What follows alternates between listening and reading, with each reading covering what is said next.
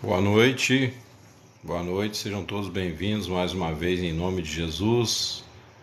Estamos aqui mais uma vez para louvar e agradecer o nome do Senhor nosso Deus. Renato, Pai do Senhor, irmão, seja bem-vindo em nome de Jesus. Graças a Deus pelo seu dom precioso, Cristo Jesus, nosso Senhor,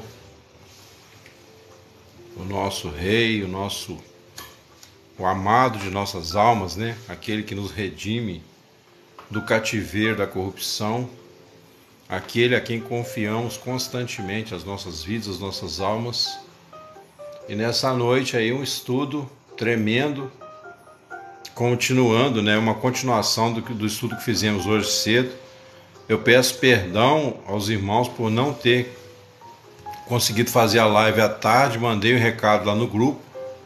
Eu não sei se vocês conseguiram ver a tempo, mas estava tendo uns problemas aqui à tarde, questão de internet, tudo. Eu acabei ficando com medo de fazer e a live cair no meio. Oi, Rosiane, boa noite. Tá, então que os irmãos me perdoem aí em nome de Jesus. A live que tinha sido planejada para as 3 horas da tarde. Mas vamos agora, né, trazer aqui o assunto que a gente queria falar. Os irmãos devem lembrar, né, que nós falamos que se a gente confiar em qualquer coisa que não seja na direção e no trabalho de Deus na nossa vida, a gente perde a gente mancha, né, a nossa fé, a gente apaga o Espírito Santo. Os irmãos devem lembrar bem disso. E nós temos um caso muito interessante, irmãos, que eu queria comentar, por isso que eu coloquei esse título, né, Pessoas ou Cobras Venenosas. Um pouco na história de José, mas com uma perspectiva diferente do que já falamos aqui, tá? Em primeiro lugar, nós entregamos à morte, né, todo o ego, toda a carne, toda a mente natural, colocamos a nossa mente agora no Espírito Santo, trazemos cativo todo o entendimento à obediência de Cristo, para que também a vida de Jesus se manifeste em nós e a palavra flua aí do meu espírito, né, para o seu espírito e nós na presença de Deus. Amém, irmãos? Os irmãos de José, eles desprezavam José, eles tinham inveja de José e consideravam José um cara assim, diferente, esquisito, metido e bajulado pelo papai, né? José era de fato o mais amado, né, de seu pai, por causa da esposa que ele amava. José, filho de Raquel. Altamira Azil, Pai do Senhor Jesus Cristo, boa noite. Então eles tinham ódio de José. E aí, irmãos, o irmão mais velho, quando ele percebeu, né, Rubens, quando ele percebeu que os irmãos queriam jogar José no poço, ele livrou, a Bíblia fala que ele livrou José das suas mãos. Mas como assim livrou José, né, se ele falou para eles jogarem ele no poço? Essa é uma questão que a gente vai começar a falar aqui nessa noite, para você entender o seguinte, que os irmãos devem lembrar que nós falamos sempre aqui que o diabo já foi derrotado e que hoje, né, o ser humano ele é mais perigoso, ele é uma ameaça maior para nós do que o diabo. Porque o diabo está preso, está derrotado, ele não pode agir na terra, ele está completamente impedido de agir, ele não pode mover uma palha, mas infelizmente ele usa as séculas, né, que são as pessoas na terra que não têm vida com Deus. Quanto mais a pessoa está longe de Deus, mais ela é um veículo de Satanás na terra. E o crente também, quando ele tem medo do diabo, quando ele fica sempre fazendo tudo com medo, né, de ser castigado pelo diabo, de ser perseguido, crente que fica ungindo a casa com óleo santo para dizer que o diabo não vai entrar, quer dizer, está com muito medo, esse tipo de comportamento é que atrai e que dá força do engano. Que o diabo ele só age através de engano nas nossas mentes, né, através de nós. Se a gente não der confiança, ele não tem ação nenhuma. Então, Rubens sabia que José era um homem que tinha uma fé completa. José era um homem que tinha uma fé perfeita. Então ele preferiu que José caísse dentro daquele poço onde havia ali cobras venenosas, possivelmente qualquer tipo de bicho, aranha. Era melhor José cair naquele poço do que cair na mão dos irmãos dele. E aí você vai entender por quê. Olha só, Deus no início, Deus deu domínio ao homem sobre a terra. Lembra que eu falei? Ele disse, né, domine sobre os peixes do mar, sobre as aves do céu. Mas Deus não deu domínio sobre outro ser humano. Então, quando você ora, os animais da terra, né, todo fenômeno da natureza, é mais fácil você domar do que domar um ser humano. É mais fácil você orar e uma chuva te obedecer, um leão fechar a boca, como foi no caso de Daniel. É mais fácil o mar se abrir para passar o povo de Israel. E se for preciso fazer de novo hoje, Deus faz. É mais fácil a força do fogo se apagar para que Sadraque, Mesaque e Abednego não morram queimados do que você dominar o arbítrio de um ser humano.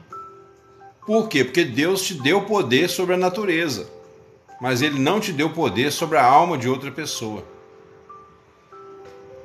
Não estou dizendo, né, que se eu fizer uma oração aqui, o mar vai se abrir. Não estou dizendo isso. Mas se você for comparar, é mais fácil acontecer um milagre dessa natureza, como já presenciei alguns, né? Já falei para os irmãos aqui em casa, quando entra mosca, ela sai na oração. A gente fala, mosca, vai embora. A mosca sai pela janela. Isso aqui em casa é normal, entendeu? Por quê? Porque nós cremos que Deus nos deu domínio sobre a natureza, né? Então, muita coisa você pode, através de uma oração de confiança básica na palavra, acontecer esses milagres. Agora, você dominar sobre um outro ser humano não tem jeito. E nem é permitido por Deus. Se você fizer isso, você cai imediatamente numa condição de pecado muito grave, quando você tenta dominar, né, sobre outra pessoa. Por isso que, para você conviver com as pessoas, você tem que deixar bem claro o que você é, o que você pensa. E você tem que deixar bem claro para você mesmo diante de Deus até que ponto você respeita as pessoas. Né? Porque quando você entra em atrito, você pode trazer um problema muito grande para sua cabeça. Então, em questão de ordem da natureza, é mais fácil você orar por um fenômeno físico ou até pelos animais, a questão dos animais, do que para mudar a cabeça de um ser humano, tá? Para mudar a cabeça de um ser humano, você tem que orar a Deus, que Deus mude aquela pessoa. Você não pode mudar, não tem jeito. Não tem jeito. A gente às vezes até tenta, né? No casamento, por exemplo, numa relação familiar, você conversa, você tenta negociar, fulano, faz isso, né? Vamos fazer assim que é melhor. E quando consegue os dois concordar, é uma bênção. Por isso que é ideal que os dois sejam tementes a Deus, para que os dois submetam a sua vontade à vontade de Deus e deixe Deus decidir o que é melhor. Mas se os dois for cabeça dura, ou um deles for cabeça dura, aí é mais complicado. Certo? Bom, então, esse ato de Rubens parece meio estranho quando você olha ali falando que Rubens livrou José da mão de seus irmãos, mas ele mandou jogar José no poço. É lógico que a Bíblia fala assim, que ele tinha esperança de depois ir lá e tirar José do poço. Mas ele sabia que tinha chance pelo menos, quer dizer, José, mesmo no meio de cobras e escorpiões, José tinha uma fé completa, então José ia orar e Deus ia fechar a boca, né, daquelas cobras lá, tirar o veneno. Mas e os irmãos dele? Os irmãos dele não tinha como confiar. Rubens sabia, se José ficasse ali na mão dos irmãos, quando ele chegasse, uma desgraça teria acontecido. Certo? Oi, Maria Teixeira, paz, seja bem-vinda. Mais uma vez, né? Graças a Deus. Então, pessoal, Rubens preferiu deixar José no poço do que na mão de seus irmãos. Provavelmente, quando ele voltasse, teria acontecido uma desgraça. Mas o próprio poço, por mais obscuro que fosse, né, por mais que tivesse ali algum animal peçonhento, foi o lugar que Deus usou para guardar a vida de José. E muitas vezes, quando você tem que se afastar de alguma pessoa, da sua família ou uma pessoa que você gosta, muitas vezes você vai para o fundo do poço. Muitas vezes Deus te lança numa situação angustiante, uma situação de medo, uma situação que você não confia na pessoa, e aí traz aquele problema, às vezes traz até um divórcio, traz uma briga, ou no emprego, né, traz uma confusão, e você sai machucado, mas Deus está usando aquela circunstância para proteger você de algo pior.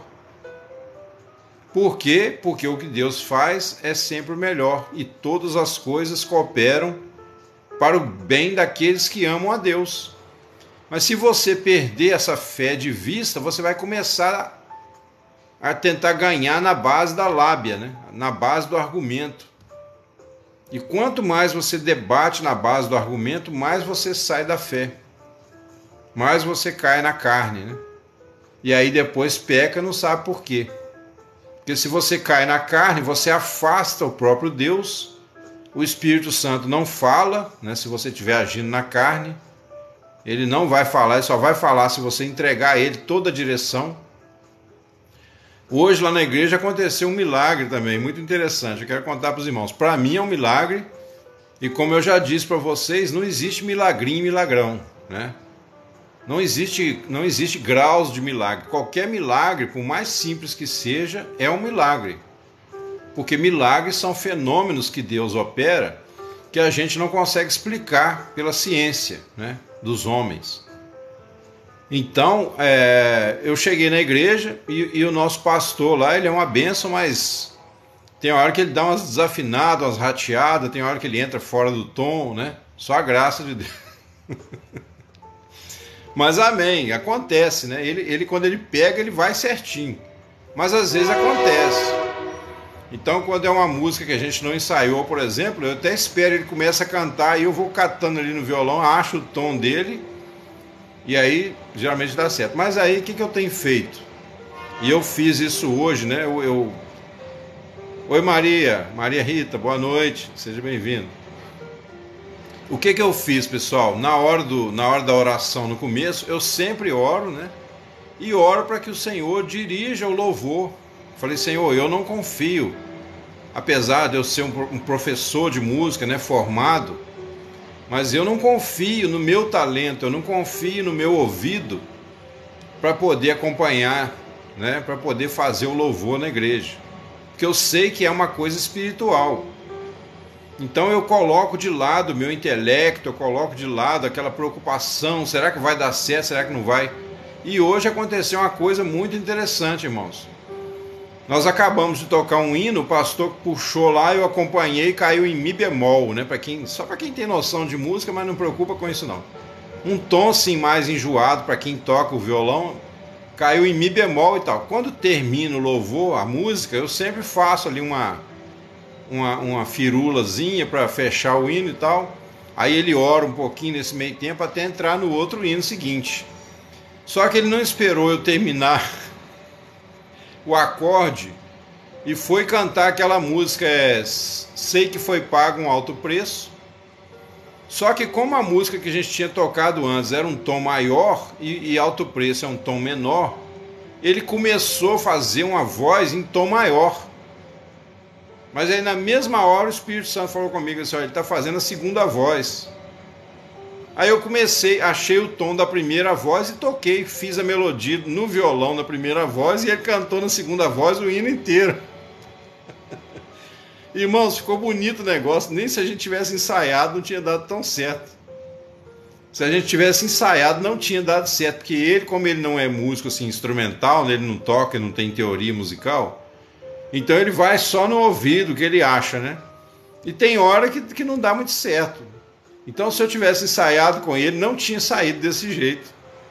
Mas foi um negócio assim muito gostoso até, sabe? Muito bacana. Eu fiz a melodia principal no violão e ele cantou uma terça acima, deu aquele dueto, né? Ficou muito bonito o negócio.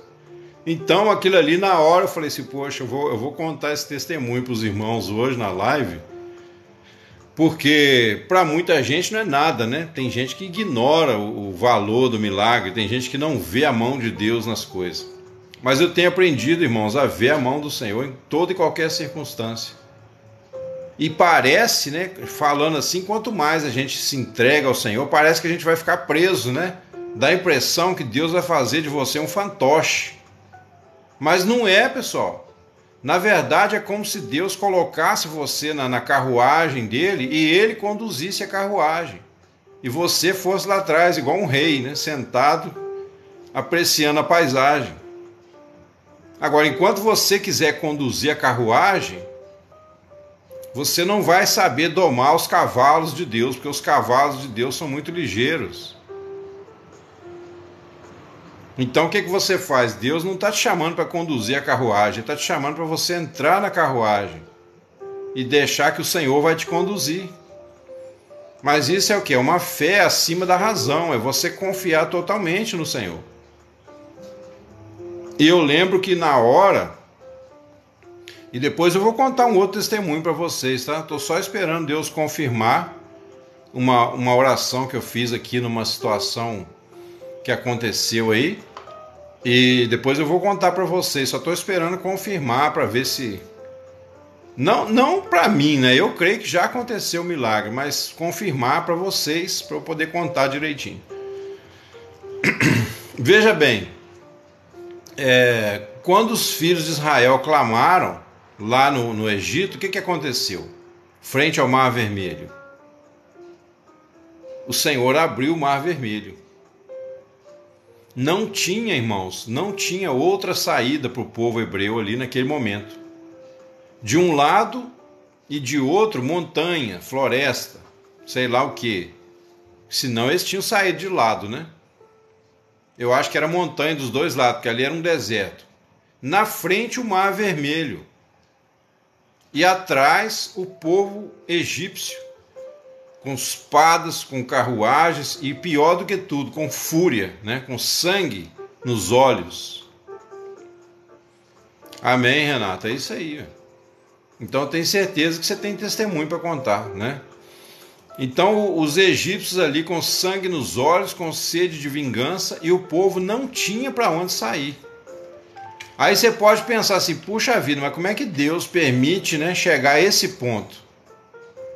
O que Deus queria ensinar para aquele povo ali, pessoal?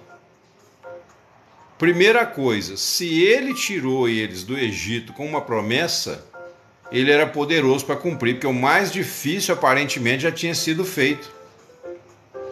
Eles presenciaram aquelas pragas todas lá que Deus lançou contra Faraó.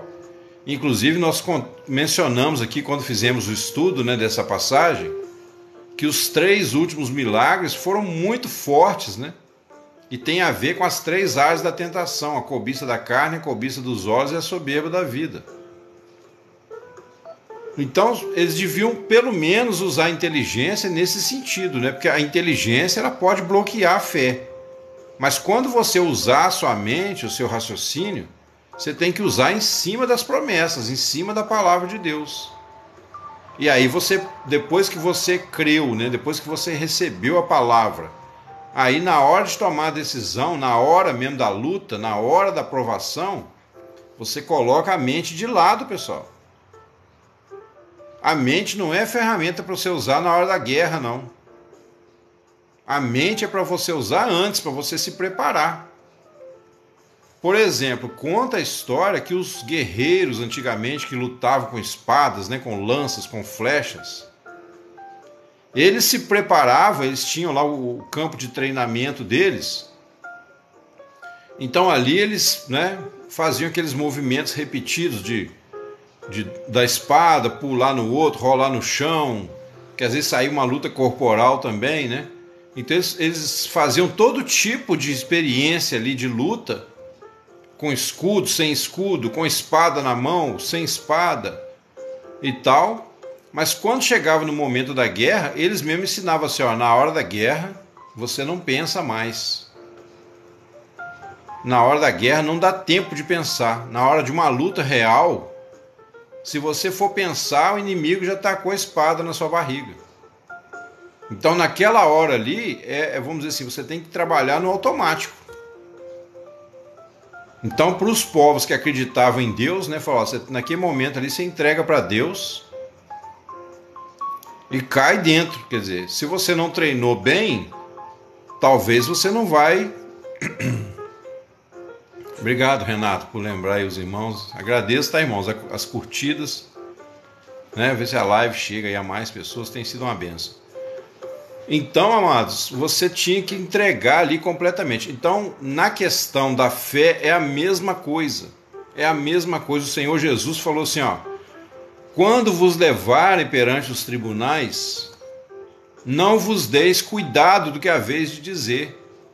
Você não tem que premeditar o que você vai falar na frente do juiz, porque senão você vai usar um argumento seu, da carne. Então, quando vos levarem perante os tribunais, o que você faz? Você ora, fala, Senhor, ó, quero nem saber, o Senhor é meu advogado, como eu já fiz. Como eu já fiz.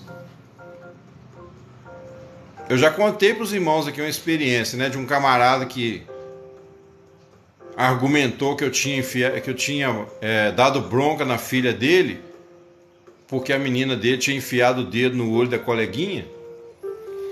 E o cara resolveu me processar. E aí um belo dia eu tô aqui em casa, chega um chamado judicial para mim. Aí fui saber, era o tal camarada que resolveu me processar porque eu dei bronca na filha dele. E ele falou que eu puxei a orelha da filha dele. A filha dele ficou com medo, porque eu dei uma bronca nela, né? Ela tinha enfiado o dedo no olho da coleguinha, a menina tinha 8 anos. E aí ela, com medo do pai, né? De eu chamar o pai para falar do que ela tinha feito, ela falou com o pai que eu tinha puxado a orelha dela. Só que a turma inteira, a classe inteira estava de testemunha, né? Que era mentira dela. Mesmo assim, o que eu fiz? Eu entreguei para Deus. Falei, Senhor, o Senhor é meu advogado. E alguém, né, para me testar mais ainda, alguém ainda chegou para mim e falou, Sandro, mas você não pode ir assim não, rapaz, você tem que arrumar um advogado. Essas coisas é complicado, você não tem ninguém por você, como é que você vai fazer? Eu falei, não, eu já tenho meu advogado. Eu já tenho meu advogado, você não está sabendo. Aí a pessoa, acho que desconfiou, né, nem perguntou quem era. Já me conhecia. Aí falou, você que sabe, aí fui. Chegou lá, pessoal, demorou um pouquinho, o pai de lá me olhando com a cara de raiva danada, espumando para lá. E eu quieto, sentei lá, comecei a ler minha Bíblia no celular, fiquei tranquilo. E falei, Senhor, está nas tuas mãos, o Senhor sabe de tudo. Pessoal, chegou lá dentro do negócio, eu não precisei nem falar nada, praticamente. Porque o juiz perguntou para ele assim, o senhor está acusando o professor de ter puxado a orelha da sua filha, o senhor tem alguma foto? O senhor fez algum exame de corpo de delito, né, algum exame médico para comprovar? Ele falou, não. O juiz falou assim, então não tem nada que discutir, eu vou trocar a sua palavra pelo do professor, sendo que eu não conheço nenhum de vocês dois. O cara ficou mordido na hora, entendeu? Ficou mordido na hora.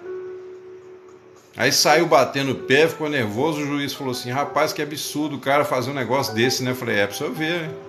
Pra senhor ver como é que a autoridade do professor tá dentro da sala de aula. Ele falou, não, isso eu também não concordo, não, tá um absurdo esse negócio. Quer dizer, o juiz ficou até meu chapa ali, vamos dizer assim, né? Depois que passou o negócio.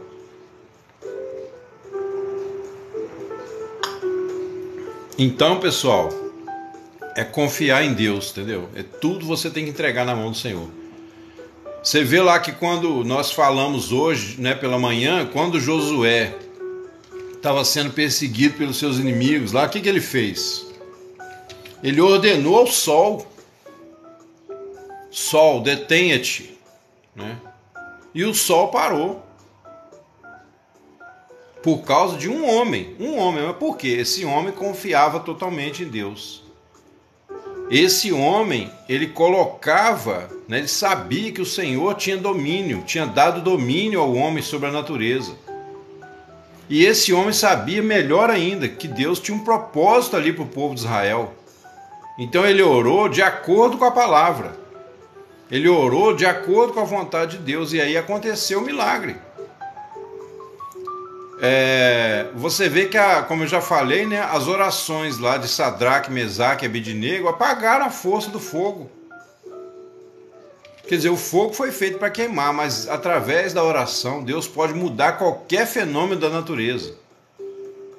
Deus pode afastar qualquer animal perigoso de você. E aí, para afastar o ser humano perigoso, aí é diferente. Aí você tem que orar a Deus, você não pode repreender a pessoa. Não adianta, né? Você pode até repreender, mas não vai adiantar. Agora, quando você ora a Deus, entrega aquela pessoa na mão de Deus, você vai ver o milagre acontecer. Por quê? Porque lá em Gênesis, Deus não deu domínio sobre outro ser humano. Você pode ler lá, tem a ele domínio sobre as aves do céu, os animais da terra, sobre tudo que rasteja sobre a terra, mas não o homem. Certo? Então a melhor solução é você orar. Então, quer dizer, em todas as gerações da história, praticamente, você viu lá pessoas experimentando milagres da parte de Deus, alterando o curso da natureza. E alterando também, né, atitudes de animais, como foi no caso de Daniel, lá com os leões.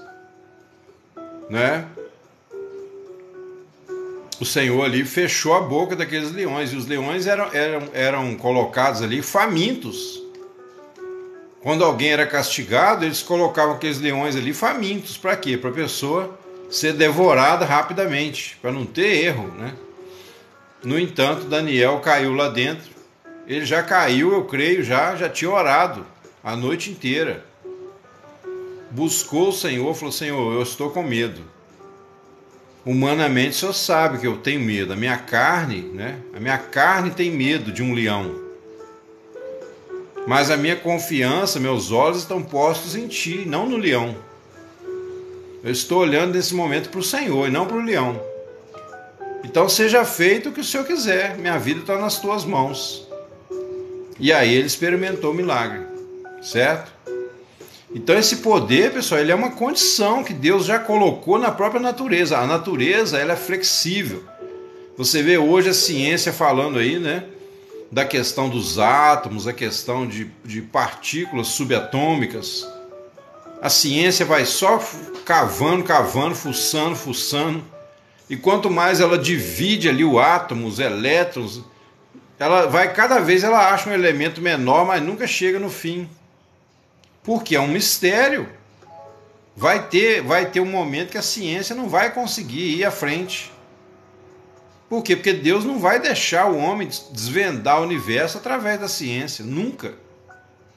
Não é porque Deus não queira, é porque não tem jeito mesmo. Nossa consciência é limitada, os nossos ouvidos são limitados, nossos olhos são limitados. Né? Já falei aqui também, o cachorro, por exemplo, tem aquele apito de cachorro, ele ouve sons que nós não ouvimos. Simplesmente o nosso ouvido não ouve certas frequências mais altas, como o cachorro ouve. Então isso é uma limitação. Como é que o homem vai avaliar uma coisa, um som que ele não ouve, que ele não consegue ouvir? Como é que o homem vai enxergar uma coisa que ele não consegue enxergar a certa distância? E mesmo que ele crie o maior telescópio do mundo, esse telescópio também vai ter uma limitação. Porque vai chegar uma hora que para ele ver mais longe, ele vai ter que botar uma lente da grossura da Terra, né? E aí a Terra vai sair da órbita, não tem jeito. Entendeu, irmãos? Então, assim, nós temos que confiar no Senhor justamente por conta da nossa limitação, né?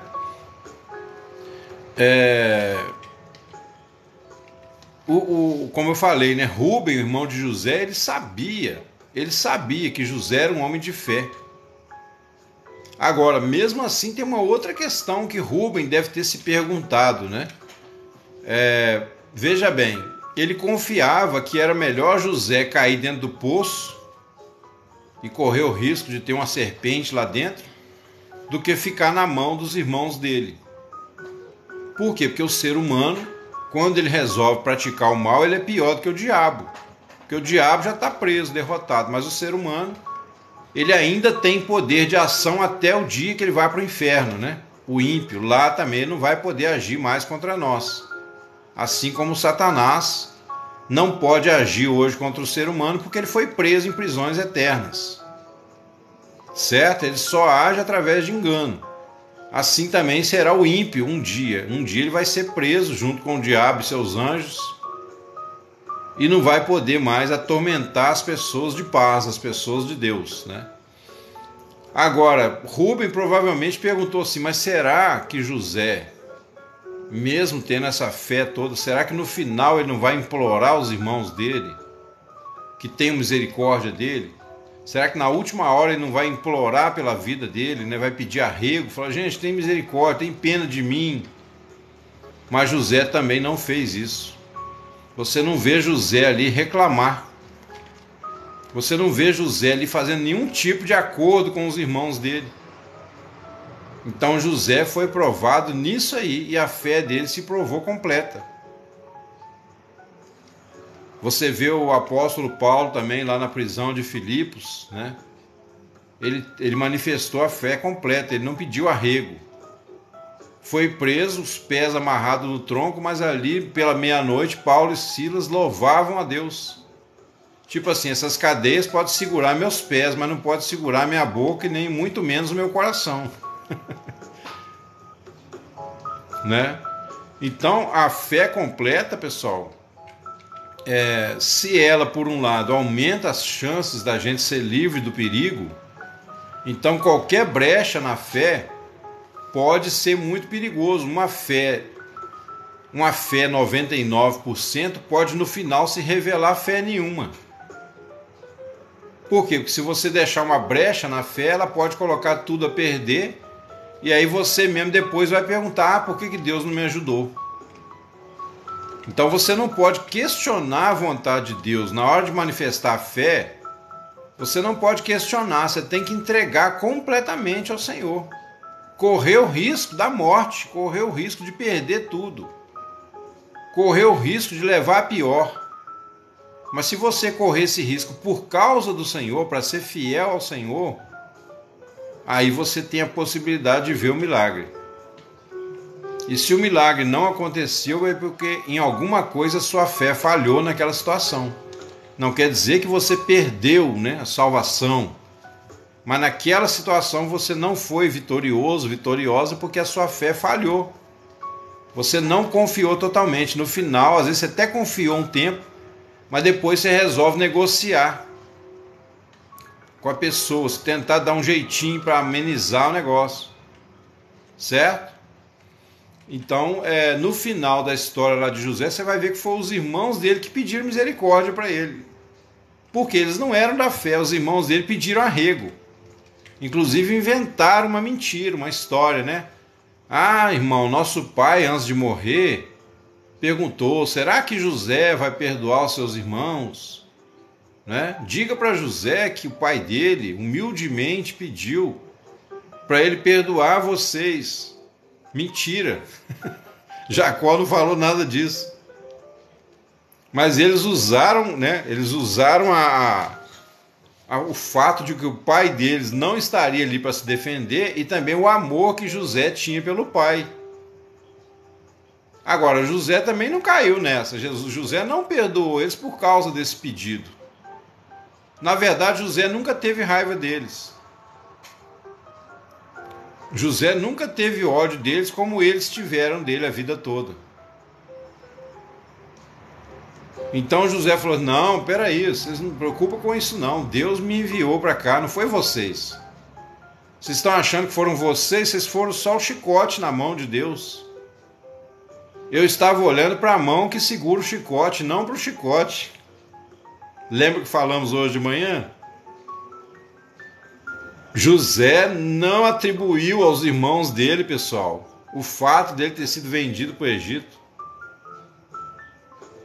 Para eles foi até um tapa na cara, né? Tipo assim, poxa, nosso irmão parece que considera a gente menos do que um verme, né? Ele não deu nem confiança. Nós passamos esses esses 20 anos, tipo assim, com ódio dele, e depois que ficamos sabendo que ele estava vivo, nós passamos aí mais 1 ano ou 2 tremendo de medo, que quando nosso pai morresse, José ia se vingar de nós. Agora, de repente, José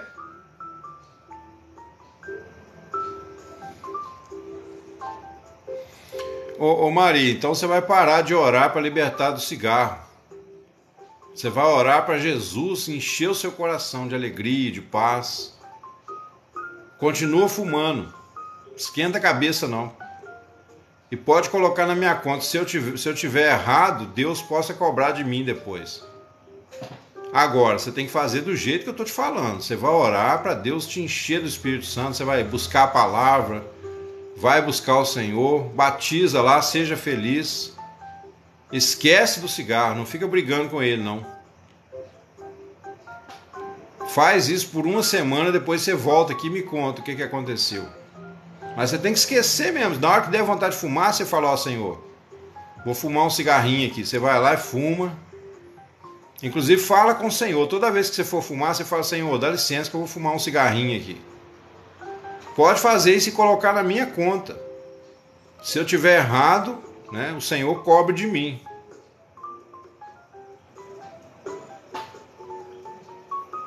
Ah, você já está batizada. Mesma coisa. Então você vai buscar mais ainda o Senhor. Fala: Senhor, eu me batizei, mas não consigo me livrar do cigarro. Mas agora não vou orar mais. Eu já pedi tanto, já foquei tanto no cigarro, que eu acho que eu dei mais poder para o cigarro. O nosso problema, querida, não são essas coisas. O nosso problema maior não é o cigarro, não é isso, não é aquilo. O nosso problema é a falta de fé verdadeira, essa fé que eu estou falando aqui, ó. Talvez seja difícil para alguns de vocês admitir que não tem fé, ou que tem uma fé ainda muito, muito pequena, uma fé muito sem conhecimento, né? Uma fé vaga, uma fé muito longe. Jesus falou, né? Senhor, o que faremos para praticar as obras de Deus? Eles estavam com os olhos nas obras, né? Porque eles achavam que através das obras Deus ia abençoar, ia dar isso, ia dar aquilo. Aí Jesus falou: a obra de Deus é essa, que creiais no seu Filho. Você crê no Filho de Deus? De verdade? Você crê que todas as coisas cooperam para o bem daqueles que amam a Deus? Comece a se perguntar isso: Senhor, onde está a minha limitação de fé? Eu quero te conhecer mais e mais. Eu quero ser cheio do Espírito Santo. Eu quero que o Senhor limpe meus olhos, meu coração. Eu entrego meu coração nas tuas mãos, Jesus. Só o Senhor eu vou adorar a partir de agora. Se você fizer isso e não mudar, depois você me fala, entendeu? Mas você nunca vai ficar brigando. Não fica brigando com cigarro, porque não adianta. Não adianta. Bom, nós vimos que a preocupação de Rubem tinha um certo fundamento, mas ele também confiou que José era um homem de fé verdadeira. Os irmãos de José terminam por eles pedirem misericórdia a José, né? Eles ficaram melindrosos desnecessariamente. Por quê? Porque eles julgaram José por aquilo que eles eram. Então eles ficaram ali aquele tempo todo com medo de José querer matá-los depois, porque eles tentaram matar José e ainda tinham um certo ranço dele até então. Mas aí José mostrou para eles o seguinte, falou: olha, não foi vocês que me trouxeram para cá. Não foram vocês. Amém, Maria Rita? Assim que se fala. É assim que se fala. Quem me trouxe para cá, vocês estão achando que vocês são tão importantes assim? Né? Como se ele dissesse, é lógico que ele não falou desse jeito, mas se ele quisesse ali tirar uma onda, né? Só para os irmãos entenderem o que eu estou dizendo. É como se ele dissesse assim: vocês estão achando que vocês são tão importantes assim? Não, quem me trouxe para cá foi o Senhor. Quem me vendeu para o Egito para eu ser testado e para eu ser colocado lá, para depois, através de mim, Deus salvar 2 nações Deus salvou 2 nações principalmente da fome, além de outras, né? Mas as 2 principais, o próprio Egito e a família de Israel, o povo de Israel. Amém. Então veja só que maravilha, porque José era um homem que ele não tinha outros deuses na vida dele. Aí, ó, mais uma coisa para Maria Teixeira pensar aí, Maria. Entendeu? Não pense que o cigarro tem poder para afastar você de Jesus, não. Jesus te ama. Agora, é lógico que uma hora você vai ter que ser liberta, mas não pela força, não desse jeito. Não você, porque se você conseguir parar com esse pensamento que você está agora, se você conseguir parar com o cigarro, você vai dizer assim: eu consegui, eu parei. Então você vai gloriar na carne. Deus está preparando você para algo maior. Deus está preparando você para você amanhã experimentar outras vitórias, mas não se gloriar, não achar que foi você que fez.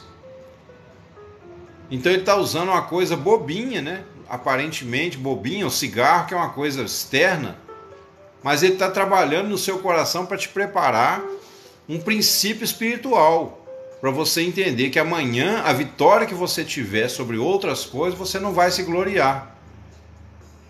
Esse cigarro aí está funcionando meio como uma espécie de espinho na carne para você, né? Tipo assim, puxa vida, eu quero ser feliz com Deus, mas tem um problema do... Aí você atribui ao cigarro a causa de toda a sua infelicidade.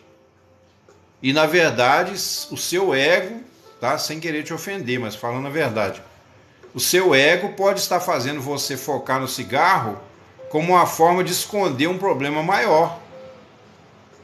Então, quando você começar a buscar o Senhor vai te mostrar esses problemas maiores. Talvez um trauma que você tem, um medo, né? Um coração meio dividido. O Senhor vai te mostrar. E aí você vai ter que abrir o coração e falar: Senhor, realmente eu tenho esse problema, eu faço isso, eu faço aquilo. Eu tenho mágoa, eu tenho, sei lá, um exemplo, né? Transforma. E aí, para ele transformar, pessoal, a gente tem que admitir nossos erros, porque quando a gente admite, é como se a gente deixasse o Espírito Santo entrar com uma lanterninha. Fala: peraí, deixa eu ver como é que tá isso aí. É igual o cara lá, o mecânico, né? Quando ele vai consertar um carro. Oi, Gabriel, boa noite. Seja bem-vindo, irmão. O mecânico vai consertar o carro. Aí tem umas partes lá de baixo que ele faz o quê? Ele pega uma lanterninha, né? Ele vai lá de baixo, ele olha, acende a lanterna, mexe daqui, mexe dali. Mas por quê? Porque o dono do carro deixou o mecânico mexer no carro. Certo? Então o mecânico ali vai fazer o trabalho igual o Espírito Santo quer fazer no coração da gente. Agora, se você tiver com seu carro estacionado na rua e você chegar e tiver uma pessoa debaixo do carro mexendo, o que você vai pensar? É ladrão. Tá roubando peça do meu carro. Entendeu? Então, se você não autorizar Jesus mexer no seu coração, ele não vai mexer, porque não é ladrão. Ele não vai roubar a peça do seu coração. Aí, eu acabei de inventar uma parábola. Jesus mecânico.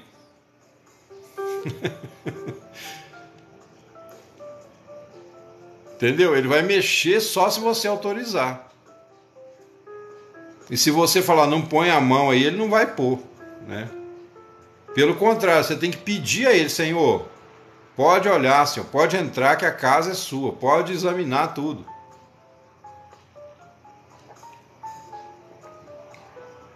Então aí o Senhor vai mostrar para você, na palavra principalmente. Por exemplo, enquanto eu estou pregando aqui, sempre acontece de alguém de vocês falar assim: ô irmão, eu tenho esse problema, né? Isso aí acontece comigo. Às vezes tem alguém aí também que nem comenta. É claro que você não precisa contar pecado aqui, mas aí dentro de você fala: agora pegou, isso aí que o irmão falou, parece que falou para mim, né? E falou mesmo, porque quem está falando é a palavra. Quando a palavra é pregada, ela sonda os corações, mas não é para destruir, é para levar ao arrependimento. A gente está cansado de falar isso aqui. Então, pessoal, você tem que colocar o seu foco todo em Deus. Você tem que permitir que o Senhor examine mesmo. Fala, Senhor, pode olhar aqui, ó. Eu não quero esconder nada do Senhor. Me livra de toda soberba. Como o salmista orou lá, né? Guarda da presunção, Senhor, teu servo. Não deixa eu confiar na minha própria mente. Entendeu? Que olha só, você sempre vai deparar, falando agora na prática, mais na prática, né? Você sempre vai deparar com um ser humano e esse ser humano vai te ferir de alguma forma, tá?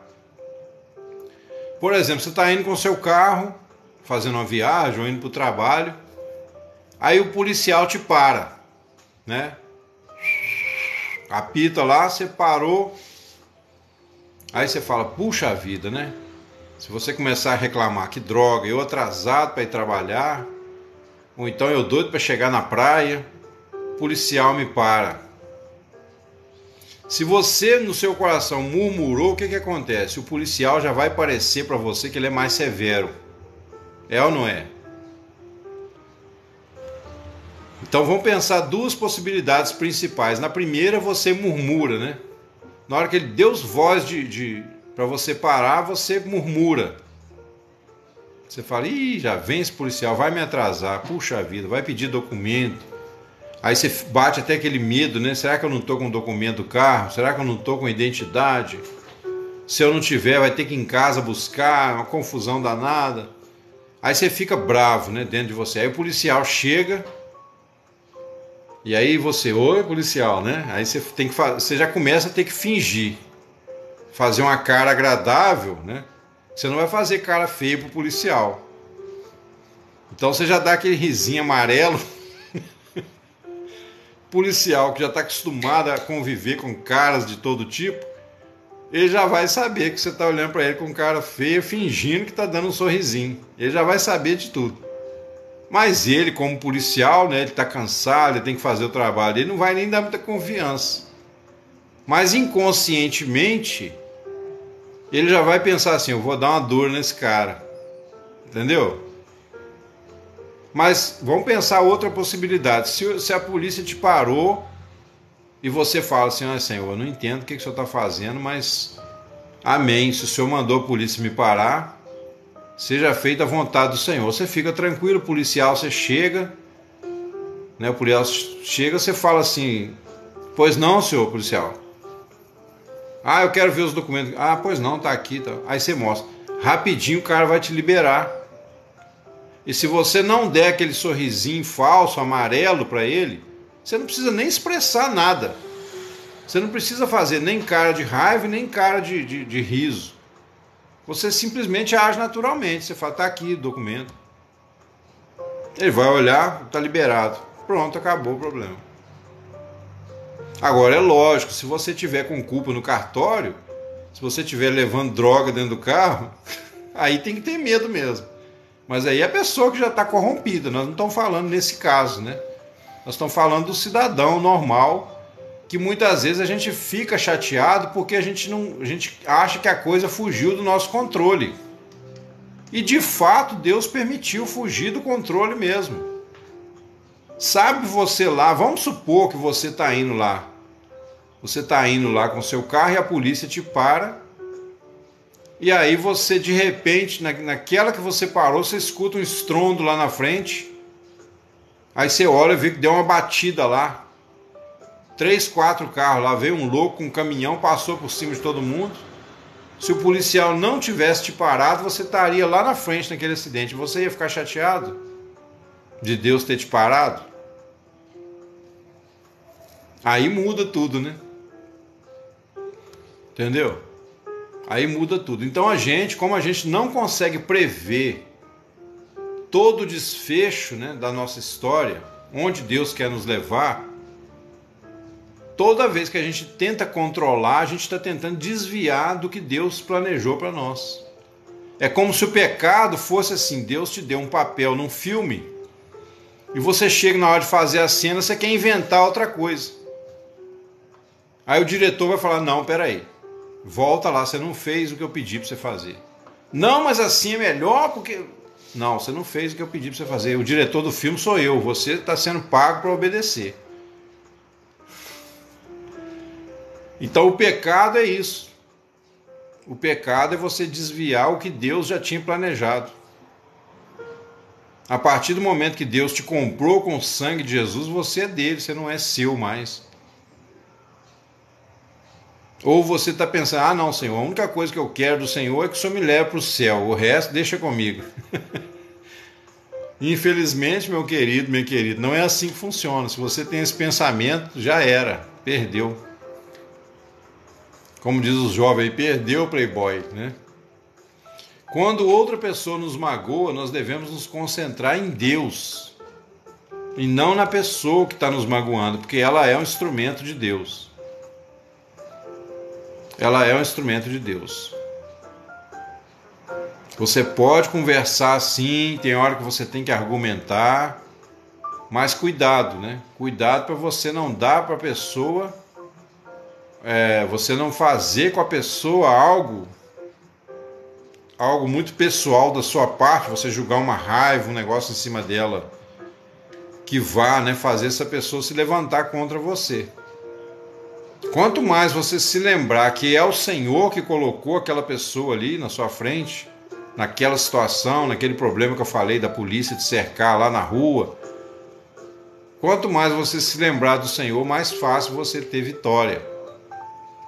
Quando nós confiamos em Deus, a gente não precisa bajular, a gente não precisa querer agradar os outros, a gente não precisa forçar nenhuma barra. Tudo acontece naturalmente, certo? A gente não precisa desesperar, né? Então a nossa fé, por exemplo,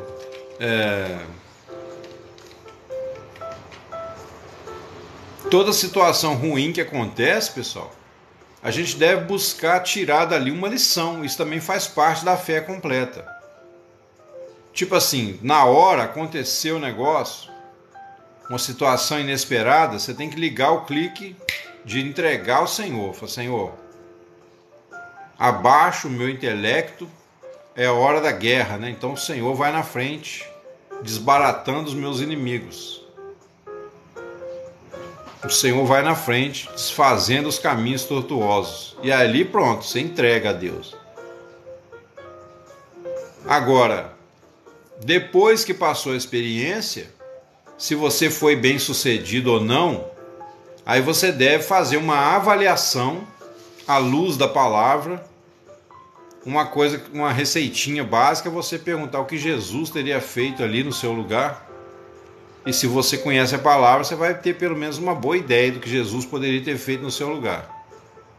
Porque naquele momento, pessoal, é igual prova, né? Eu falava com meus alunos na época, falo até hoje, né, com quem eu dou aula. Se você vai fazer uma prova, a prova de música é diferente de uma prova de matemática, de geografia, né? Pelo menos no jeito que é ensinado nas escolas. Diferente em que sentido? Porque a prova de matemática e geografia é uma coisa mais mental. Você estuda aquele texto ali ou aquelas continhas e na hora você escreve lá no papel. Agora, se você vai fazer uma prova de música, você vai tocar uma música para o professor te avaliar, só vai sair na hora ali o que seus dedos já tiver acostumado a fazer. Se você não tiver estudado, você vai tremer tudo, vai errar as notas, tudo, vai pipocar o negócio. Né? Então, naquela hora não tem fingimento. Na hora da prova não adianta fingir. Você só vai revelar falta de treinamento anterior. Então, por exemplo, eu tinha tanta experiência, né? Que às vezes o aluno, conforme a cara que o aluno chegava na porta, eu já sabia assim, esse não estudou. Teve uma vez que eu até dei um susto num aluno meu. Ele chegou a cara na porta, assim, na hora que ele entrou, eu falei assim, você estudou ontem, 10 horas da noite para fazer a prova. Nossa, professor, como é que você sabe? Foi exatamente isso. Eu chutei, lógico, né? Eu falei, pela sua cara. Cara de malandro, né? Cara de quem acha que o professor é bobo, acha que vai enganar o professor e está se enganando a si próprio. Por que eu estou dizendo isso? Porque a gente faz a mesma coisa com Deus. A gente não ora, não lê a Bíblia, não busca o Senhor, não exercita a fé nas mínimas coisas, Quando chega numa situação lá fora, você quer que Deus faça você ter a vitória total. Para de sonhar, meu irmão. Para de sonhar, minha irmã. Para de sonhar. Porque na hora da batalha, na hora ali da luta, só vai sair o que está em abundância no seu coração. Por isso que Jesus falou, do que há em abundância no coração, disso fala a boca. Já viu aquela pessoa que chega perto de você, aquele crente que não tem palavra nenhuma na boca, aí você está conversando um assunto, ele chega e quer dar um palpite? A quantidade de besteira que sai na boca da pessoa, e você olha assim e fala, misericórdia. Amém, Vicente? Já deve ter acontecido com você, aquela pessoa, você está conversando de um assunto, aí chega o cara e dá aquele pitaco assim, completamente... Igual uma vez a gente estava conversando numa igreja lá no final da reunião sobre a questão do véu, né? O véu foi rasgado. O véu espiritual. Aí um irmão lá falou assim, essas mulheres que usam véu na igreja, elas não sabem que o véu foi rasgado. Irmãos, eu tive que segurar para não rir na cara do sujeito. A gente estava falando o véu do entendimento. A Bíblia fala que enquanto o homem, né, não crê, permanece o véu. Mas então, quando o Senhor se revela a ele, cai o véu. Aí o cara foi dar o palpite e falou assim, essas mulheres que usam véu na igreja hoje, elas não sabem que o véu já foi rasgado. Quer dizer, completamente fora. É a pessoa que não tem conhecimento da palavra. Mas por que eu estou falando isso com você? Não é deboche, pessoal. Não é para... Estou falando com vocês aqui. Eu não falo, no dia eu respeitei, fiquei calado, não falei nada. Mas se você não tem uma experiência com Deus antes da batalha, não é na hora da batalha que você vai ter. Guarda esse princípio aí no seu coração. Na hora da batalha você vai revelar o que está no seu coração. Então é melhor você ficar até de boca calada mesmo. Ou então sair até correndo dali. Porque se você entrar numa situação que você podia ter uma vitória na situação, mas você não tem os ingredientes no seu coração, você não tem a experiência, a intimidade com Deus, não adianta naquela hora você abrir o bocão e orar. Ó Senhor, Deus de todo o universo. Você vai pagar mico, vai passar vexame. Porque Deus vai te deixar ali falando sozinho. Não é? O Espírito Santo te ama, mas naquela hora ele vai falar assim, hipócrita. Você nunca falou comigo dentro de casa, agora aqui você quer orar bonito? Entendeu, irmãos? Deus não incentiva a gente a ser hipócrita, não. Deus não incentiva a gente a ser falso.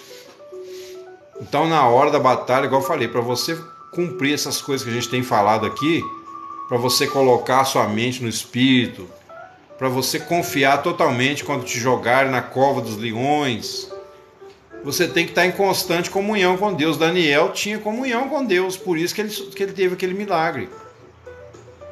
Ananias, Misael e Azarias tinham comunhão com Deus, por isso que eles apagaram a força do fogo. Josué, comunhão com Deus total. Foi o servo mais obediente de Moisés o tempo todo e acabou assumindo a liderança depois. Um homem profundamente temente a Deus tinha comunhão. Aí a autoridade ali na hora foi tanta, né? Que ele nem pediu a Deus. Ele não pediu a Deus para parar o sol. Vocês repararam? Que ele não pediu a Deus para parar o sol e falou, sol, detenha-te. Ele não pediu, pessoal. Não pediu para Deus parar o sol, não. Isso é intimidade. Isso é intimidade com Deus. Ele simplesmente falou, sol, sossega aí, fica quieto. O sol na mesma hora, sim Senhor. Amém, Dani, a paz do Senhor. Entendeu, irmãos? Isso é fé legítima, mas a fé, vou repetir, a fé ela só vai acontecer na hora da batalha, na hora do problema, na hora da provação, na hora da tentação. Se você tiver um anterior de comunhão com Deus. Não adianta você achar que na hora Deus vai fazer um milagre se você não tem intimidade com Ele. Não vai. Deus vai deixar você falando sozinho, você vai passar vergonha. Essa é a lição principal que Deus quer passar para nós nessa noite. Tá? Você vai passar vergonha, porque você não busca intimidade, comunhão com Deus. Aí chega lá na igreja, ou chega em qualquer lugar, numa situação, no trânsito, qualquer lugar que você for, né? Inclusive eu conheço muita gente que, às vezes numa situação assim, na rua e tudo, ele fala assim, vamos fazer uma oração. Às vezes está no meio de incrédulo ali, um monte de ímpio ali, né? Eu já vi crente doido fazer isso. Vamos fazer uma oração, Deus vai fazer o melhor. Aí passa vergonha. Por quê? Porque Deus vai falar, você não ora em casa. Quando ninguém está te vendo, você está lá brincando, vendo filminho na internet, está lá fazendo tudo que vem na sua cabeça, menos orando e lendo a Bíblia. Aí você chega na frente dos outros, quer tirar onda de espiritual, não vai colar. O Espírito Santo não vai te apoiar, né? Nós, na passagem que nós lemos de Josué, né, só para confirmar aqui,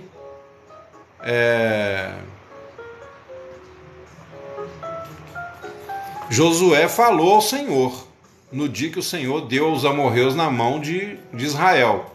Mas ele disse na presença dos israelitas, sol, detente em Gibeon, e tu, lua, no vale de Ajalon. A lua também parou, pessoal. A gente nem lembra da lua, né? Porque a lua não tem luz própria. Mas a lua também parou. E digo mais para os irmãos, eu creio que a terra também parou. Por isso que o estudo que fizemos hoje de manhã, né, eu coloquei o dia que a terra parou. Vocês lembram disso? O dia que a terra parou. A terra parou. Por quê? Porque senão ia haver ia quebrar a engrenagem, né? O universo funciona num ciclo. Então quando parou tudo. Mas, né, o ser humano que tem um espírito dentro dele, ele está acima da natureza, o ser humano não parou de funcionar. Vocês repararam isso? A terra parou, mas o ser humano não parou de funcionar. Por quê? Porque dentro de nós tem um espírito que não pode ser dominado pelo homem. O homem pode dominar sobre a natureza, pode dominar. Tomar um banho hoje. Amém, Sebastião. Entendeu, pessoal? Então Deus permitiu ali, através da oração de um homem, toda a natureza parou. Mas o homem, ele está acima da criação. E quando ele obedece a Deus, ele tem domínio sobre toda a criação. Tem domínio sobre animais. Ele faz fechar a boca de leões. Ele faz apagar a força do fogo. Ele faz o mar abrir.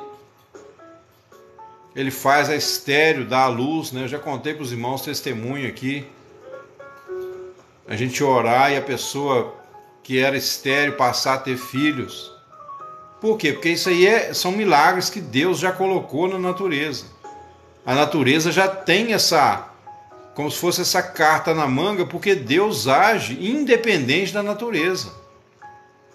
A natureza é só um pano de fundo, mas o poder de Deus não está limitado à natureza.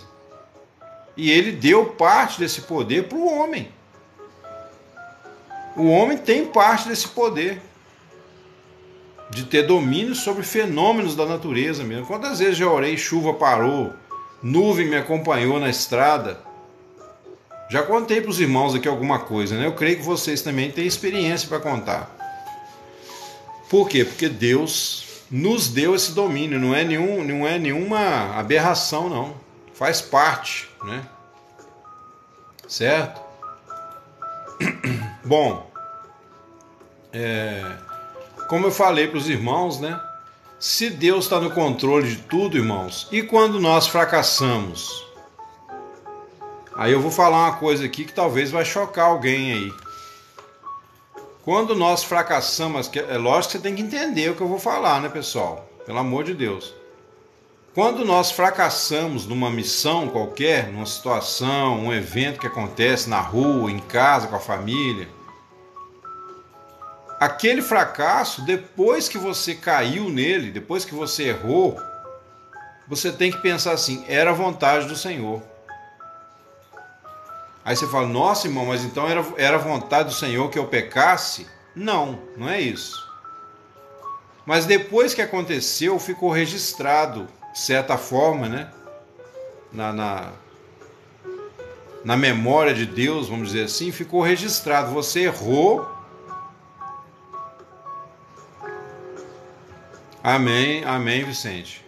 O Senhor faz esses milagres, nem é para a gente ficar muito assustado, não. Na verdade, isso tinha que ser natural na nossa vida, né? Milagres assim, principalmente que mexem com fenômenos da natureza, né? Isso aí era para ser mais normal na nossa vida. É porque a gente hoje vive muito na selva de pedra, né? A cidade, ela é a selva criada pelos homens. Então o homem ele fica muito distante da natureza, então ele começa a confiar só na sua própria tecnologia. E aí ele mata a fé original, né? A cidade, a tecnologia são coisas que contribuem para matar a nossa fé. Que a gente começa a confiar nos recursos que o homem inventou. E a gente esquece de olhar que Deus está por trás de tudo.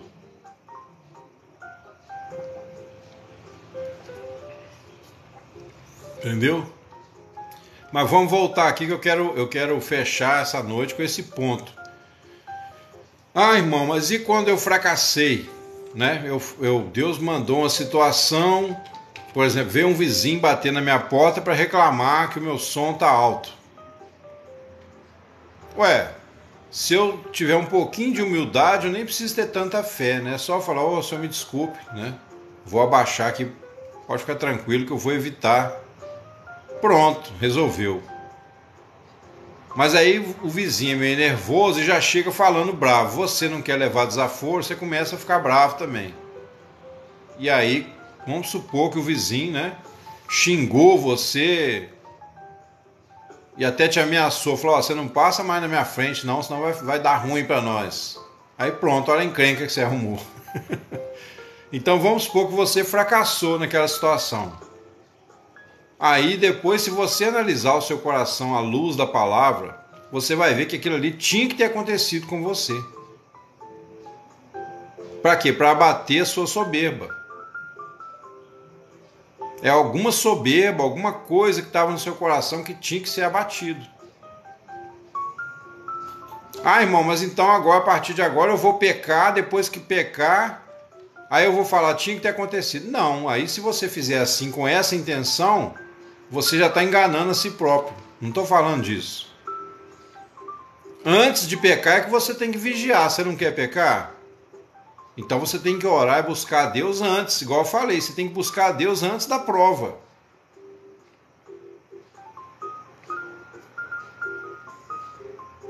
Aí. Está comprovado, viu? Isso tem que acontecer, isso não é incomum, né? Porque o Senhor nos deu domínio, só que a maioria das pessoas não sabe disso. Pois é, Renato, eu acredito. Eu já contei para vocês algumas coisas aqui também, né? O irmão Vicente aí falou aí. Isso aí acontece. E é maravilhoso, né? Pra gente que crê, pra gente que tem gratidão a Deus, qualquer milagre que a gente experimenta, a gente fica todo alegre, né? Agora, você tem que se preparar, pessoal, é antes. Sábado agora, amém. Lembra o exemplo que eu falei da prova de música, né? Para você, por exemplo, quando um aluno vem fazer uma prova, né? Na época principalmente que eu trabalhei na rede pública, então o aluno de rede pública, ele às vezes não dá muito valor, né? Que ele pensa assim: é de graça, né? Ainda mais criança, adolescente, não sabe a realidade da vida, né? Então o aluno chegar para fazer prova, naquele momento, se ele não tinha estudado, o que ele fazia? Arrumava um monte de desculpa furada, um monte de explicação. Professor, eu não estudei porque o meu cachorro morreu, porque meu boi fugiu, porque minha avó dormiu, o cachorro latiu, né? eu engoli um pedaço de Bombril, inventa 1001 desculpa. O Bombril, né, 1001 utilidades. A pessoa inventa um monte de argumento. Por quê? Só pelos argumentos eu já falava com eles assim, sabe por que você está usando tanto argumento? Porque você não estudou. E se você não estudou, não vai tocar. Não, vou sim, então toca aí. Aí sai aquele garrancho, né? Você nem sabia que música que era que o aluno estava tocando. Não tinha nem como descobrir, de tão ruim que tocava. Aí eu falava, sabe por quê? Sabe por que você usa tanta desculpa? Porque você não estuda. E igual eu falei com vocês, a prova de música, ela é diferente de uma prova que você decora as respostas num livro.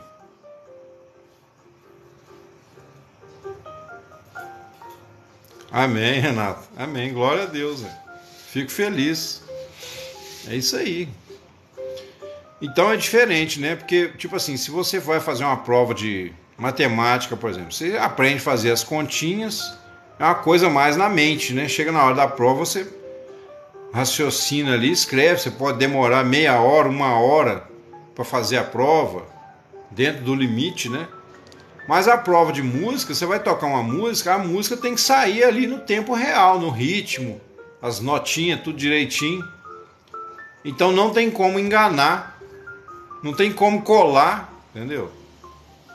Não tem nem como colar, porque é uma prova de escrita. Às vezes o aluno ainda tenta levar uma colinha ou colar de alguém. Agora vai fazer uma prova de música, não tem como colar, que é na hora ali, ao vivo. Aliás, a música tem essa propriedade, né? Ela é praticamente a única arte que acontece ao vivo, né? A não ser, sim, coisas relacionadas, como a dança, por exemplo. Mas a pintura, você vai fazer um quadro, você pode sumir lá para dentro de um ateliê, você fica lá meses, né? Retoca daqui, retoca dali. Ficou ruim, você joga aquela tela fora e começa a fazer outra. Quando você apresenta o quadro para o público, está pronto. Então é uma arte mais morta nesse sentido, tá? Eu amo a pintura, amo a escultura, mas são coisas que você faz escondido lá dentro de um ateliê e depois se apresenta para as pessoas. Agora a música não. A música é uma arte ao vivo. Ela só acontece ao vivo. É lógico que hoje, né, a gente tem a gravação, mas a gravação foi alguém que tocou ao vivo um dia. Aí ficou só a gravação. Mas se alguém não tocasse ao vivo, não tinha música. Certo? Por que eu estou falando isso? Que a nossa experiência com Deus no dia a dia é igual à música. Na hora ali você vai tocar o que você estudou. Se você não praticou, não fez os exercícios, as escalas, né, fez ali a técnica do instrumento, na hora você pode chorar, não vai sair. A Bíblia fala, o que sai da boca é o que está em abundância no coração. Então, na hora da discussão, você vai acabar revelando o que tem no seu coração, né? Na hora do problema. Essa é uma das questões. Porque através da fé, pessoal, nós temos que chegar a um ponto que a gente atribui ao Senhor toda a vitória que a gente alcança. E isso não é só da boca para fora, não. No seu íntimo, você tem que reconhecer. Você tem que reconhecer que tudo que aconteceu de vitória, de santidade que você desenvolveu na sua vida, se alguma coisa, né, você desenvolveu na presença do Espírito Santo, na vida com Deus, essa vitória só foi possível porque o Senhor te sustentou e te capacitou. Então, enquanto você se gloriar, né, o Espírito Santo não pode te levar a um nível mais profundo, porque aí você vai cair. Então você fica só na superfície. Tá vendo como é que são as coisas, né? Então a gente tem que atribuir isso ao Senhor, né? Aquele que diz eu consegui, eu fiz, é arrogante. Isso é uma arrogância. Então, quer dizer, para evitar essa arrogância, você tem que sempre no seu coração fazer esse exame à luz da palavra. E se você não passou na prova, por exemplo, no caso do aluno de música, né? Ele não passou na prova, então vamos dizer que ele ficou de recuperação. O que ele vai fazer agora? Ele vai pegar aquelas músicas e vai estudar todo dia, né? Durante aí 2 meses, por exemplo. Todo dia tá lá. Tá lá estudando, né? Se ele estudar todo dia, quando chegar na hora da prova, vai sair. Por quê? Porque agora o dedinho já está automático ali, ó. Né? Amém, Maria. Amém. Glória a Deus. Glória a Deus. Mas vocês entenderam? Mas se o cara tiver uma segunda oportunidade e ele não tomar atitude diferente, continuar sem estudar, vai chegar na prova, vai errar tudo de novo. Não vai sair o negócio. Então a nossa experiência com Deus, na hora da tentação, na hora da provação, é aquilo que eu falo com vocês do tempo presente, né? Quanto mais você busca a Deus, mais você fica presente na situação. Ficando presente, você está mais lúcido, mais consciente para entregar a Deus a direção daquela situação e não se desesperar e não meter os pés pelas mãos. Certo? Então, tanto o nosso sucesso, guarde isso, tanto o nosso sucesso como o nosso fracasso tem a mão de Deus por trás. E às vezes Deus permite você fracassar. Aí você fala assim, nossa gente, como é que eu pude cometer esse pecado? Como eu pude cometer esse pecado? Sabe por quê? Deus permitiu. Porque ainda tem soberba no seu coração. Agora, é Deus que fez você pecar? Não, claro que não. Mas Ele deixou você caminhar um pouquinho sozinho com as próprias pernas, porque você achou que sabia dar um jeito. Ele tirou a mão um pouquinho e você já meteu a cara. Já caiu de cara no chão. Então o Senhor, Ele age de 2 formas. Ou Ele vai endossar o que você faz e vai te dar mais e mais poder naquilo ali, ou Ele vai perceber sujeira no seu coração e vai tirar a mão. Tirou a mão, você cai com a cara no chão. Aí você tem que se arrepender, pedir perdão, voltar, né? E aí essa humilhação do ego é que vai levando a gente ao quebrantamento. Por isso que Paulo fala assim, ou você ignora que é a misericórdia, a longanimidade de Deus que te leva ao arrependimento. O arrependimento, pessoal, tem que ser praticado por nós, vocês sabiam disso? A gente tem que praticar o arrependimento nas mínimas coisas. Mas arrepender de quê, se eu não conhecer a palavra? Pessoa que não conhece a palavra, ela peca e nem sabe que pecou. Não tem noção do certo, da vontade de Deus. Então tudo resume, né, no final, você conhecer a palavra. A palavra vai sondar o coração e vai mostrar. Né? Então, quer dizer, a pessoa que demonstra arrogância, ela acha que ela é responsável tanto pelas vitórias que ela consegue, quanto também pelos fracassos. E aí tem essa notícia para você nessa noite. O seu fracasso, naquela situação A ou B, tem a mão de Deus também. Deus permitiu você cair. Se Ele quisesse, Ele poderia ter te segurado.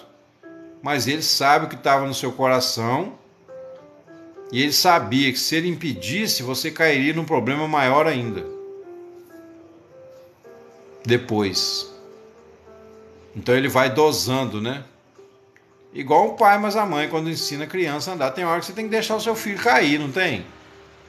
Se você não quiser que seu filho caia, que a sua filhinha caia, você não vai ensinar a andar de bicicleta. Porque você fala, não, se eu for ensinar, ela vai cair. Ué, aos tombos também ajuda a aprender a andar. Imagina Deus com a gente. Deus conhece toda a nossa estrutura, pessoal. Ele sabe que a gente não presta para nada mesmo. Vamos falar o português, claro, né? Deus sabe que a gente não vale uma pataca na questão de santidade. Depende tudo dele mesmo. E inteligente é quem admite isso, né? E quando a gente tem essa fé, a gente deixa, pessoal, de se torturar também. Quando você é muito perfeccionista, E eu já passei por isso também, posso falar. Quando você é muito perfeccionista, quando você erra, você considera, entende que errou, você se tortura mais do que você acha que Deus te torturaria. Você se pune, né? Você fica, eu acho que aquela mentalidade católica, né? Minha culpa, minha grande culpa. Você se tortura porque é como se você quisesse provar para Deus que você é zeloso da verdade. Não, Senhor, olha como é que eu mesmo me torturo aqui, ó. Olha como é que eu mesmo estou com ódio de mim, né? Do mal que eu fiz. Quer dizer, mas é tudo eu, né? Você continua no controle.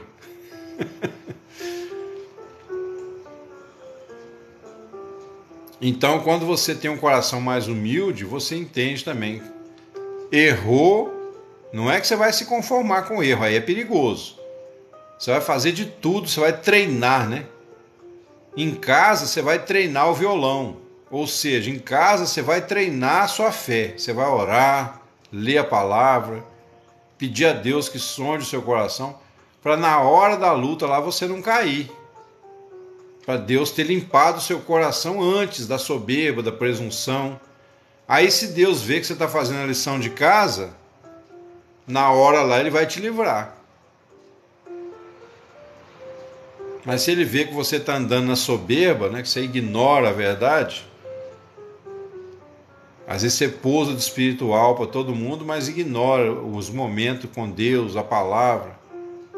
Aí Deus vai ter que permitir você quebrar a cara, para você não quebrar depois, numa pior ainda.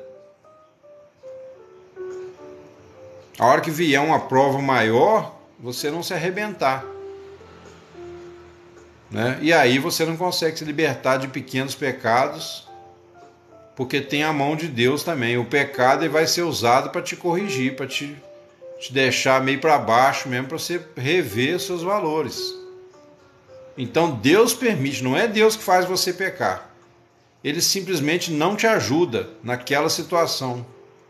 Mas Ele está no controle. Quando Ele não te ajuda também, Ele sabe a medida de prova que Ele envia para você. Ele sabe a hora certa de tirar a mão, deixar você quebrar a cara ali, para te quebrantar, para você ficar mais humilde, para você falar, gente, eu preciso orar mais, eu preciso buscar mais a Deus. Esse negócio não está certo. Qualquer coisinha eu peco. Qualquer situação que vem para mim, eu faço uma bobagem. Aí você fica, né? Você fica aí panguando na vida, né? Fica aquele crente sem sabor. Porque quando a gente peca, pessoal, a verdade é que a gente experimenta um abatimento. Quando a gente reconhece o erro, né? Na hora ali, fala, puxa vida, pequei de novo, né? Fiz isso de novo. Eu não queria fazer, mas acabei fazendo. Por quê? Deus está permitindo, porque você não está fazendo a lição de casa, você não está buscando o reino de Deus em primeiro lugar, você não está disposto a abrir mão de certas coisas para servir a Deus. Aí Deus permite você cair, está no controle dele, não tem diabo nessa história não. Aqui contra Israel não vale encantamento. Não pensa que é o diabo não. O diabo já está preso. Vou falar isso aqui até alguém falar assim, irmão, não aguento mais ouvir você falar isso. Entendeu? A hora que alguém falar, irmão, não aguento mais ouvir você falar essa frase aí eu paro de falar. Mas, então agora aqui é você e Deus, é você e Jesus, é você e o Espírito Santo. Como eu disse, né, o pão que Deus amassa é muito mais complicado do que o pão que o diabo amassou. Certo? Então é menos perigoso você comer o pão que o diabo amassou do que o pão que Deus amassou. Porque quando Deus permite você cair, é porque tem mágoa aí, tem medo, tem falta de fé, tem falta de vigilância, falta de oração, falta de leitura da palavra, falta de buscar mesmo a face de Deus em oração, sozinho também no seu canto. Tem que orar sozinho, irmãos. Amém? E falar em orar, né? Vamos orar agora pelo nosso Brasil, alguns minutinhos. Com essa intenção no coração, né, com essa palavra maravilhosa, eu creio que foi de Deus, né, para nossas vidas.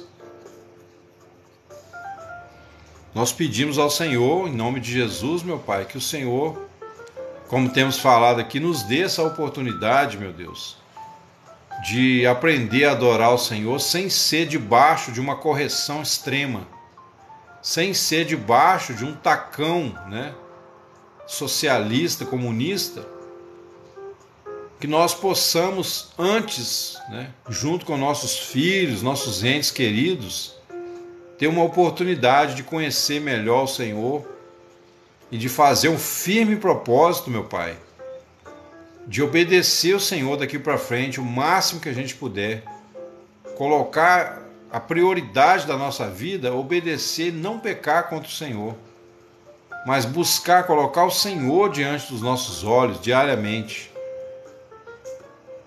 Há pessoas nesse Brasil gigante, Senhor, que talvez não tenham nem acesso nem a ler uma Bíblia. Há pessoas no Brasil que não têm acesso às informações sobre a política, que não têm uma boa palavra para ouvir. Há pessoas por esse Brasil que não têm nem energia elétrica dentro de casa, não tem leitura, não sabe ler. Como é que essas pessoas vão ler a Bíblia? Então, Senhor, assim como o Senhor fez com vários países pelo mundo, que antes de cair se tornaram grandes nações, tiveram grandes histórias para contar, né? Como o Senhor fez com a Europa na época da Reforma. As universidades logo se espalharam por toda a Europa, houve uma abertura, uma busca do conhecimento científico, filosófico.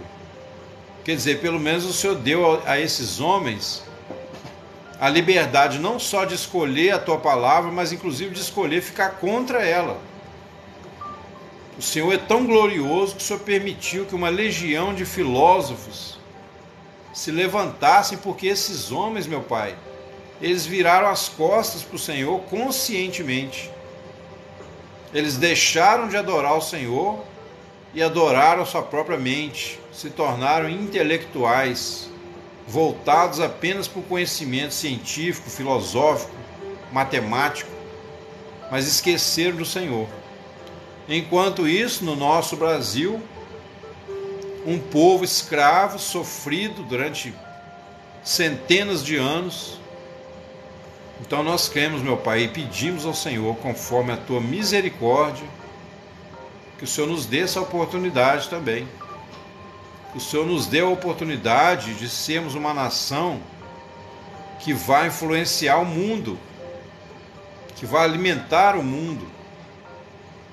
E que aí sim, depois, né, que essa nação for uma nação gloriosa, uma nação que conheça a palavra do Senhor, aí, caso, né, as pessoas não obedeçam, o Senhor traga então o juízo, que mais cedo ou mais tarde é provável que vai acontecer. Então a nossa oração será sempre nesse sentido, né? Vez ou outra a gente lembra de algum detalhe. Nós oramos pelo Uruguai também, a terra do meu irmão Jaime, não sei se ele está aí nessa noite, mas o Uruguai, que ainda está num regime mais conservador, né? Nós oramos pelo povo do Uruguai, também pelos nossos irmãos uruguaios, que o Senhor tenha a mesma compaixão com eles e outros países que ainda não estão nessa situação, né? E de vez em quando nós trazemos aqui à memória situações de pecados da nossa nação, pedimos perdão ao Senhor em nome dessas pessoas, porque o Senhor mesmo disse que eles não sabem o que fazem. Muitos desses homens, né, assassinos, ladrões, eles não sabem o que fazem. Então dê uma oportunidade, meu Deus, dessas pessoas se arrependerem, mudarem de vida. Essa é a nossa oração nesta noite, Pai. Nós entregamos nas Tuas mãos as nossas vidas, as vidas de nossos irmãos que estão conosco. Pedimos, Pai, que o Senhor visite cada lar nesta hora. Que a luz do Teu Espírito Santo prevaleça, Senhor, em todas as decisões dos meus irmãos. Que cada um de nós possa fazer o dever de casa, cada um de nós possa orar, buscar a face do Senhor. se humilhar, te buscar, arrepender dos seus pecados, contar para o Senhor, meu Pai, de coração aberto, tudo que está sentindo, abrir o coração mesmo, falar abertamente com o Senhor. É melhor falar com o Senhor na oração, amém, Maria. É melhor você reclamar com o Senhor sozinho, sozinha na oração, do que reclamar depois no meio da rua. Diante do ímpio, você ficar lá murmurando. Então, quer dizer, faça a sua lição de casa, não seja um hipócrita. Não deixe, que a hipocrisia domine você. Quando eu falo não seja um hipócrita, pessoal, não estou chamando ninguém de hipócrita. É você não deixar, porque se a gente deixar, a hipocrisia nos domina. A gente começa a viver tudo pelo social, sabe? E às vezes a gente se conforma das pessoas lá fora achar que a gente tem uma grande fé, quando na verdade a gente sabe que não tem.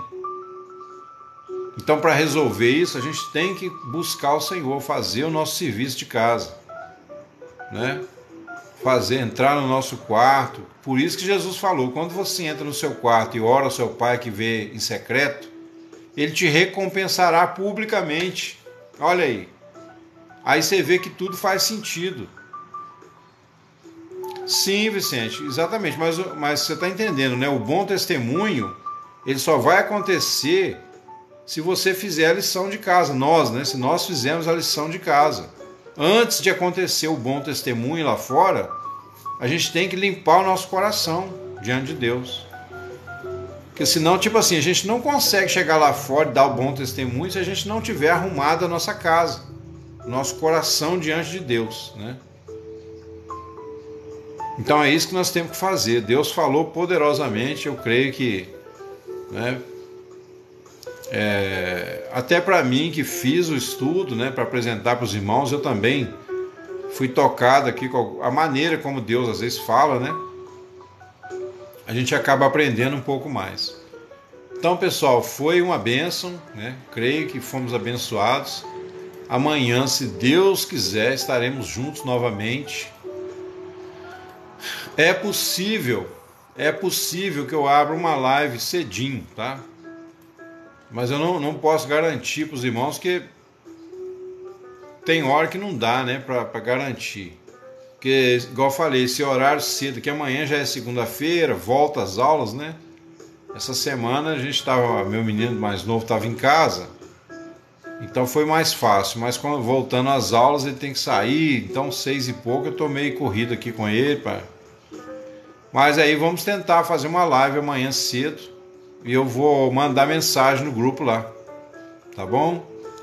Deus abençoe todos vocês, uma ótima noite, que o Espírito Santo nos guarde de todo mal, nos guarde de toda presunção, soberba, de toda preguiça mental, espiritual, de ler a palavra, que nós repreendemos isso em nome de Jesus. Nós ordenamos a paz, ordenamos a fé, ordenamos a transformação das nossas almas pela palavra de Deus. Amém, Renato. Amém, irmãos. Deus abençoe a todos. Tenham uma boa noite aí, em nome de Jesus. Amém. Deus abençoe. Obrigado, irmão.